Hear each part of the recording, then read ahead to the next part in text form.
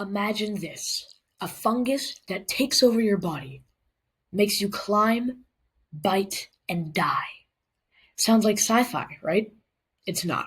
This happens in real life to ants.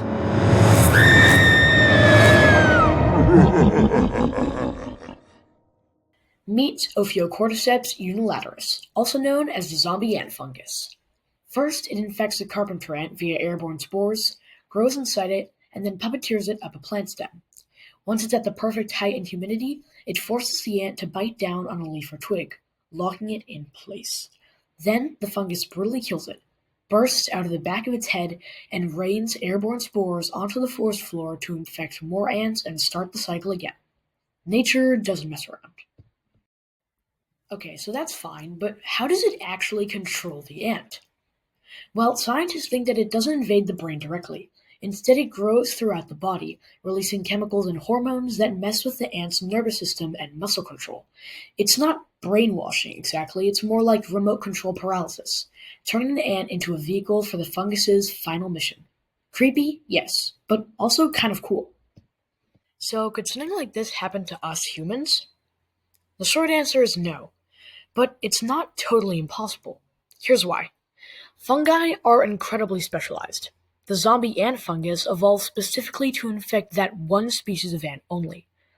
Also, our immune systems are way more complex, and our brains and bodies are totally different. But fungi are capable of some pretty wild things. For example, Cordyceps militaris is being studied for medical use. Candida auris is a deadly fungus that's resistant to most treatment. And some fungi, like ergot, have even caused hallucinations in humans. In fact, historians think that fungi like these may have helped spark the Salem witch trials.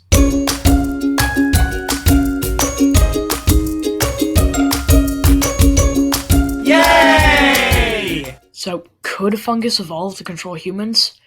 Here's the thing. Fungi evolve fast. They're masters of adaptation. But evolving to control a human brain would take millions of years, a very specific environment, and a whole lot of evolutionary luck. So no, we're not in The Last of Us yet. But the idea isn't pure fantasy either. Some scientists actually do worry about fungi more than viruses, because they're harder to treat and more resilient to things like climate change. So don't panic. No fungus is going to puppeteer you into biting a tree anytime soon. But the fact that nature can do this, that something evolved a biological mind control system, that's wild. And a little terrifying. If you liked this video, be free to like, subscribe, comment, and share with your friends.